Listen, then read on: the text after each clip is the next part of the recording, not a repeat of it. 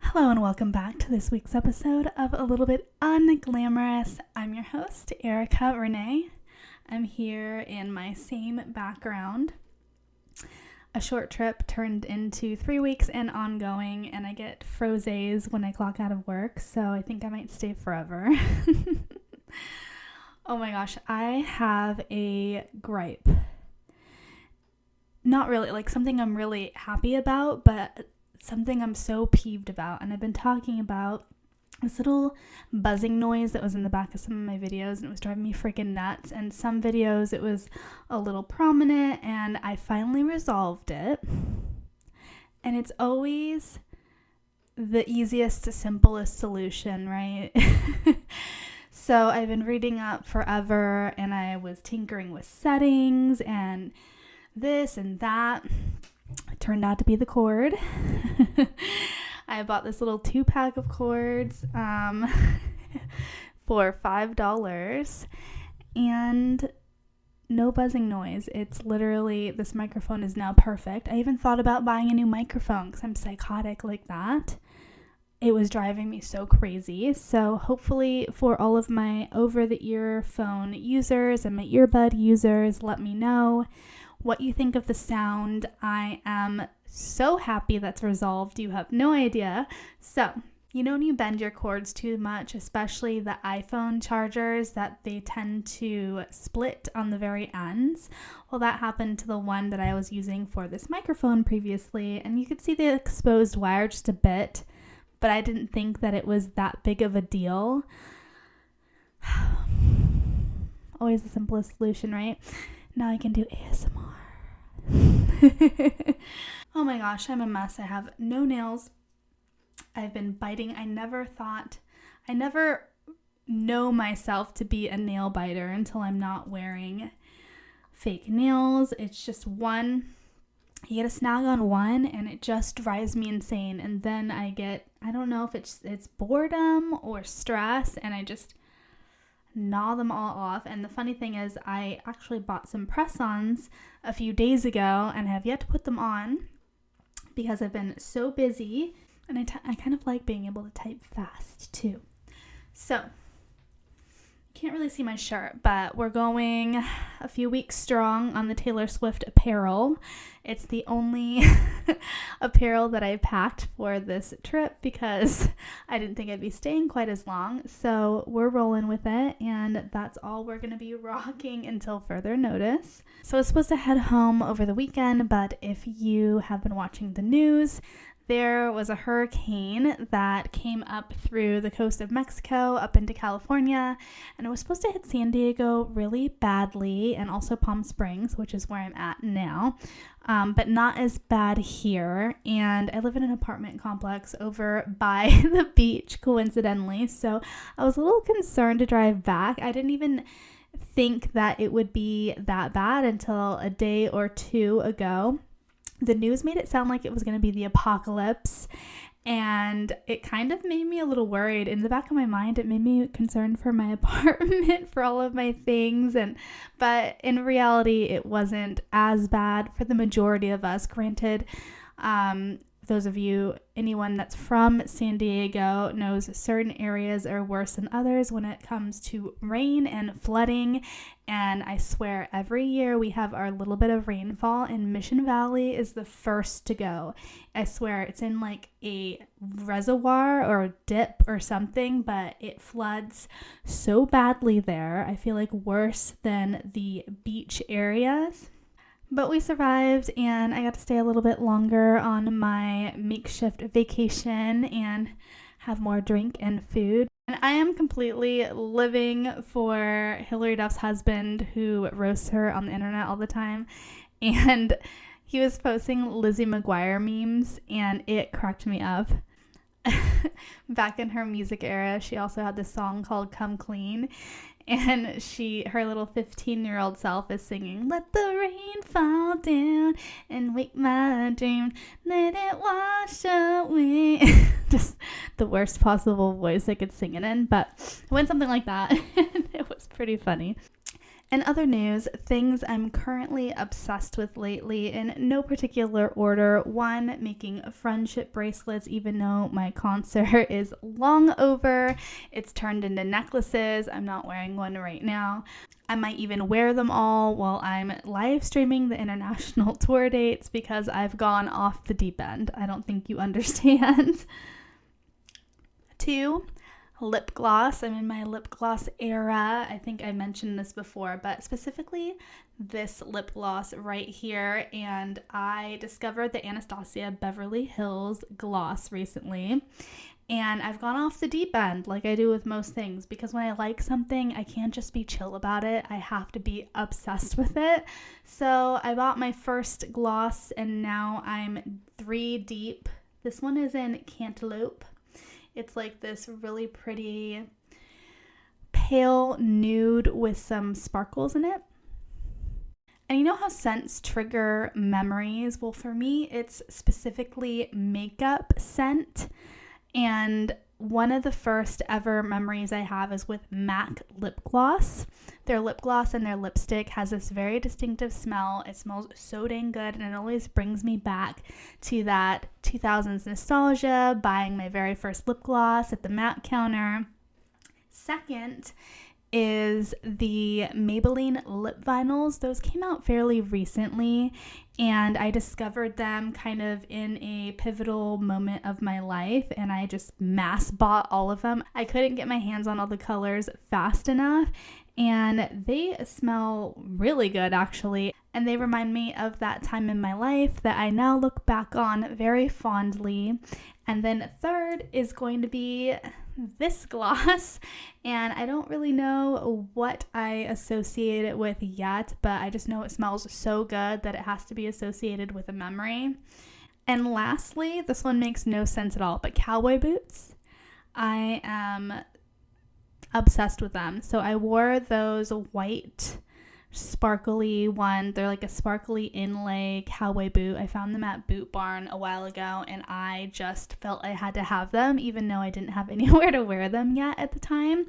Fast forward to Taylor Swift. They were freaking perfect for my outfit, and I love them so much. Funny enough, people actually were giving reviews of them because they bought them to wear to their wedding, and here I'm like wearing them in normal life.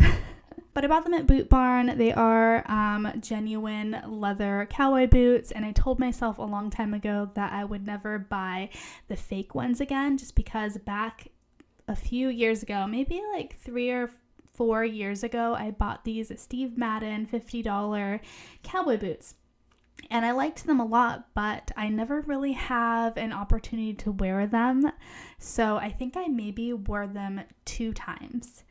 And I put them under my bed, stuffed them away, and then I decided I wanted to wear them again maybe a few years later. I take them out. They are brand new looking still. Put them on my feet, and the second I go to walk, the creases crack and start peeling away.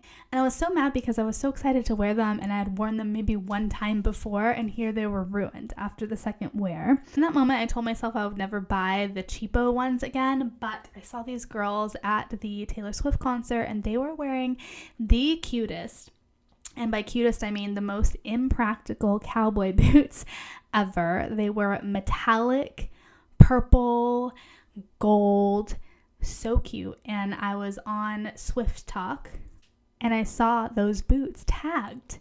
Turns out they're Amazon boots for only $50, and I feel like for only $50 I could be a proud owner of metallic purple cowboy boots. What do you think about that, babe? I just felt like, how could I not, you know?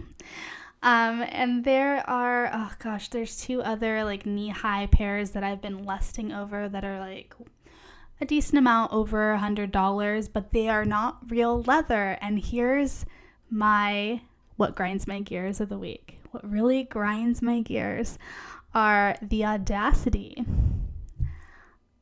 of cheap cowboy boots to be as expensive as they are. The ones that aren't even real leather, just because they're popular right now, they're $125, $150, and they're not even genuine leather. I think I got my white ones, and I have another pair, and I got them from Boot Barn, so they're the real deal. I got them for not much more than that, and granted, I try my hardest to never buy anything full price, so you best believe that I had a coupon. And I'm going to share a little secret with you. You didn't hear it from me. So you know how you can easily create new emails for the email discount, right? And how some websites got smart and they require your phone number? Well, Google Voice has this feature where you can sign up for a phone number and have it forwarded to your text. So some websites don't recognize that it's a robo number, and you can just make a new phone number. You didn't hear it from me. Anyway, those are in my cart. Maybe one day if I have something to wear it to, but I'm trying to be good. And over the weekend, I just went over my budget. Not over it, but I revamped my budget. And I find the only way to keep me from unrealistically splurging on every single item I could ever want or have ever wanted is by giving myself an obscene, crazy strict budget. So I'm really proud of that. I'm talking about hardcore budgeting, like different bank accounts, auto drafts, auto transfers, the whole 9 yards. So as you know, I've been discovering so many new hobbies lately. I've been keeping myself very busy. I feel like I've been so constantly busy that my sleep cycle is in shambles. I don't know what it is. I am a night owl by nature, and when I have an idea or I have something I really want to complete, I just cannot sleep until it's done. And then say I get off work late, I feel like I need to take that time back by staying up later to have some downtime for myself. So the other night I was laying awake at like 3:30 in the morning thinking to myself, I wonder if it would be that bad if I just didn't sleep, which is terrible. So I'm going to do my best to try to fix that, but I've also never been a morning person. I don't know if all of that makes sense in the grand scheme of things, but I love the idea of being a morning person. It just never really works out for me for that long. But I honestly look forward to working on all the things that I have created lately every week, and I love that I have a deadline for them, and making that deadline kind of gives me a sense of accomplishment. And I have a few other things in store coming up I am so excited about, but they're kind of still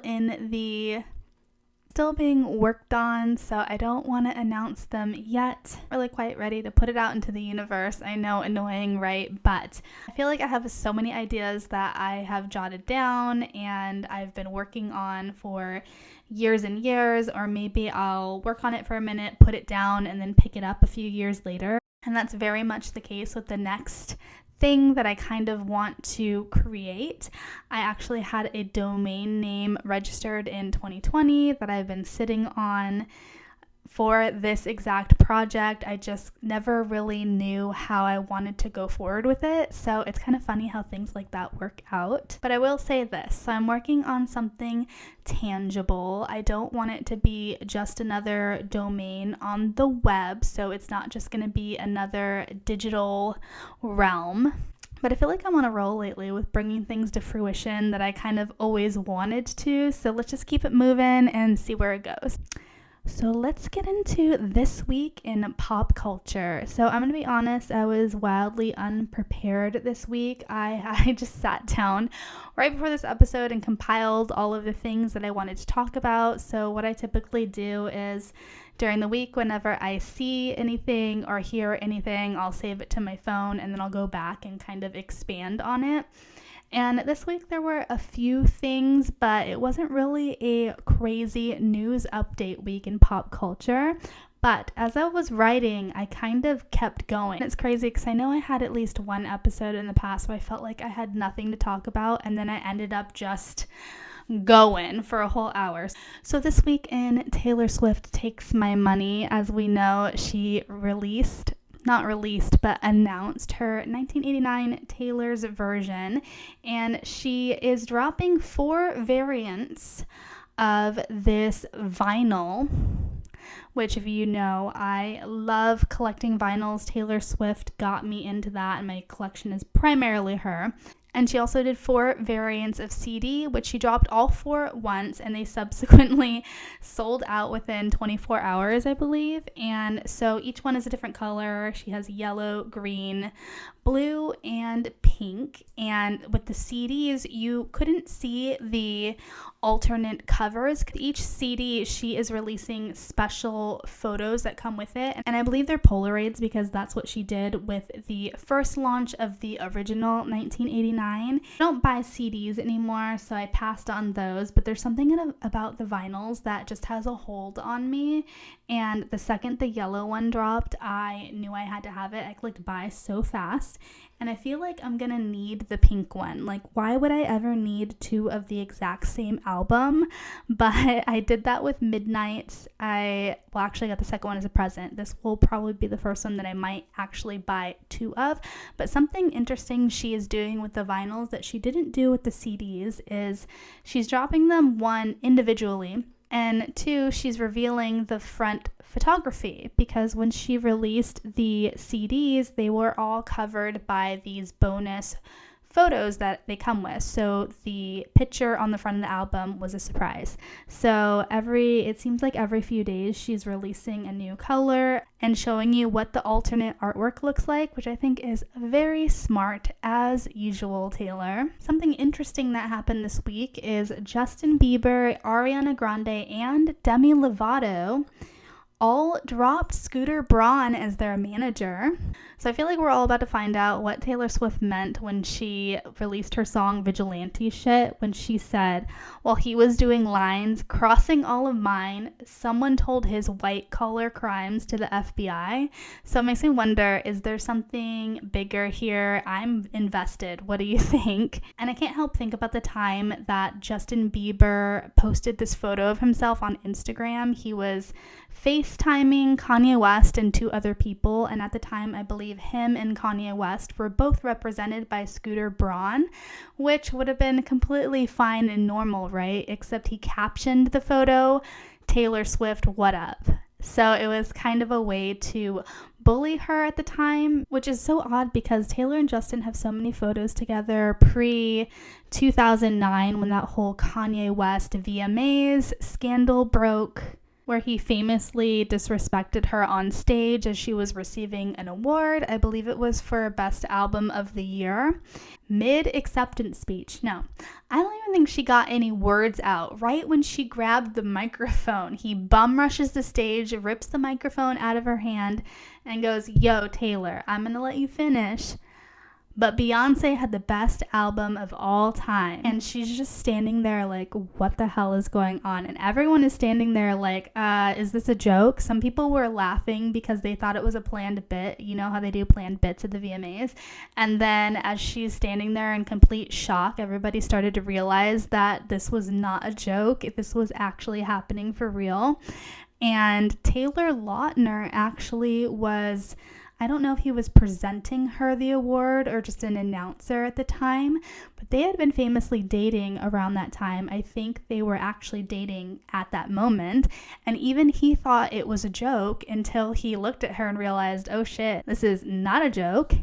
And in that moment, he hugged her and was consoling her, and later she famously wrote Back to December about him, which is actually the only song that she has ever written a positive view about a relationship that she had. And in the song, she sings about how good he was to her and basically how she was very careless with that relationship and felt bad because she never had a chance to apologize to him for it. So as we know, he's been in music videos for her recently, and it seems like they're great friends again. His new wife is even named Taylor, and they all go to her concert. So it definitely seems like they made amends, and this is why the Swifties love him, and he knows it too. Speaking of Swifties, Taylor Swift fans are out of control. And I'm not talking about the fans that buy her tickets at the concerts, dress up, and wear her merch. I'm talking about the fans that show up to restaurants she's at. They wait outside her house.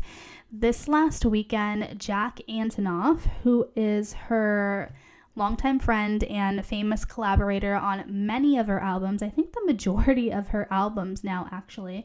And he was getting married to his longtime girlfriend, and somehow people figured out where the venue was and showed up at the event. And I don't think anything chaotic happened, but people basically stand there like she's a zoo animal. And I know if that was my wedding, I would be pissed. And I love Taylor Swift, but if any celebrity showed up to my wedding and all of the attention was off me for my day that I spent so much money on and is supposed to rightfully be about me and my love, I would be so annoyed. So that's really a bummer, and I'm sure she was really embarrassed. I did love the outfit she wore. She always looks stunning. She's Taylor Swift. And I heard she gave a 15-minute toast, which is amazing. And I officially follow all of the accounts that dedicate themselves to figuring out where Taylor Swift got her outfits, what she's exactly wearing in certain photos, and posting it. And I always forget, silly me, I forget that Taylor Swift is a millionaire and I am but a peasant, until I look up what she's wearing because I think it's adorable, and then I realize it's thousands of dollars, and then I remember. It's just funny how people hate the rich, but apparently not Taylor Swift. She's the only one that is immune to that. Britney Spears and her husband separate after 14 months of marriage, and I have some thoughts. First of all, did anybody know who the hell this guy was before he started dating Britney Spears? Because honestly, I still don't know what he does. He's some sort of fitness influencer / model trying to be actor.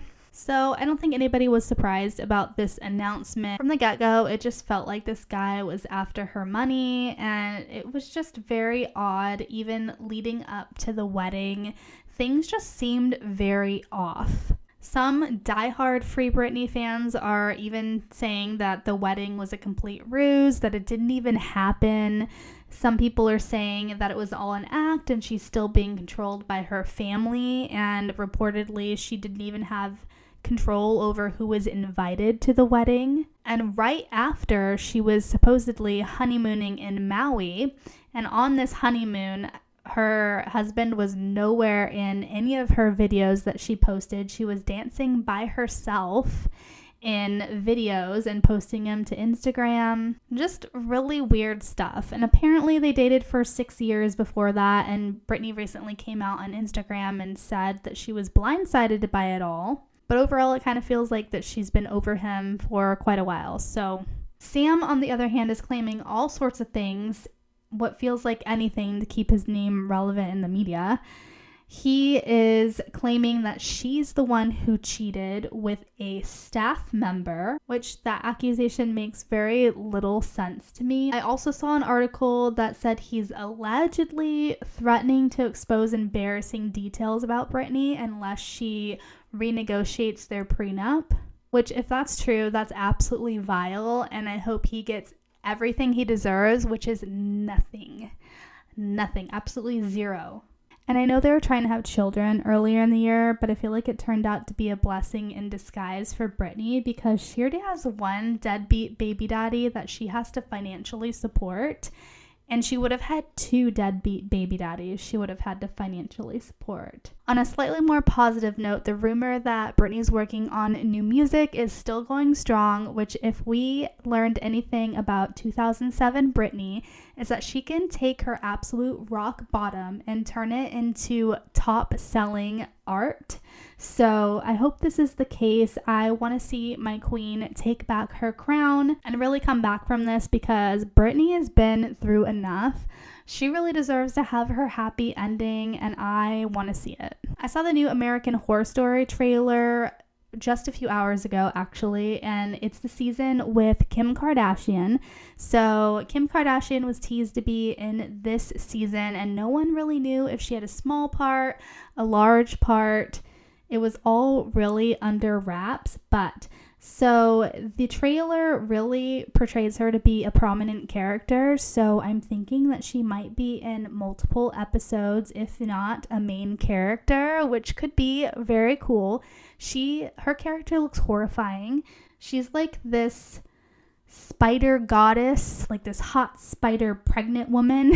And it was very eerie. I mean, there's not too many things that really turned me away from watching, but American Horror Story, a couple of the seasons I just could not get through because they were that unsettling, and I find that very interesting for something that's supposed to be a television show. So Emma Roberts also returns for another season, love her, and then Cara Delevingne is also shown in the trailer, and they kind of all look to be dressed like Kim Kardashian in this kind of like Lady Gaga-esque wigs. You remember the whole Just Dance Lady Gaga hairstyle? That's kind of what they look like.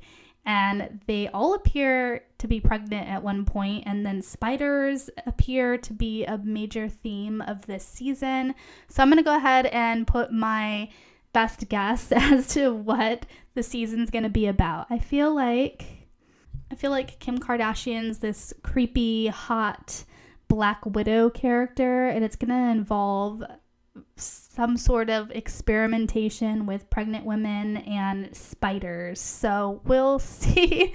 I kind of might tune in. I'm already interested. I feel like it might be pretty scary, and I just want to see what Kim Kardashian portrays in the series.